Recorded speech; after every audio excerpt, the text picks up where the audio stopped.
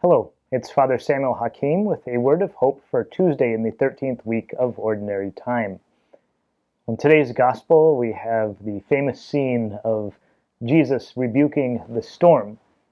We hear that the apostles were in a boat along with Jesus, and Jesus is asleep, and a storm rises up, and the apostles are naturally and somewhat appropriately terrified.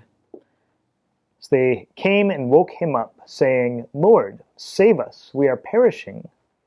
He said to them, "Why are you terrified, O you of little faith?" Then he got up, rebuked the winds and the sea, and there was great calm. Often in our own lives, dealing with our own storms, we are quick to forget who is in the boat with us.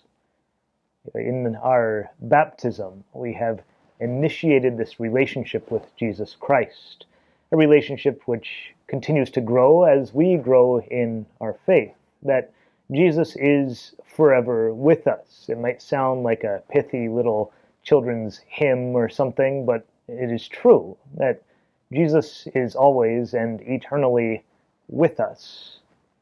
And yet, how quick we are to forget in those times of terror, those times of need, wondering, where is God now?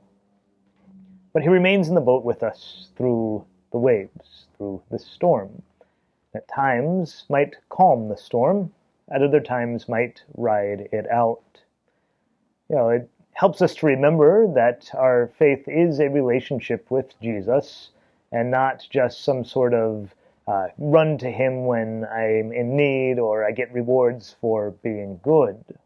That yes, indeed, just as the apostles were in this relationship with Christ, well, so are we.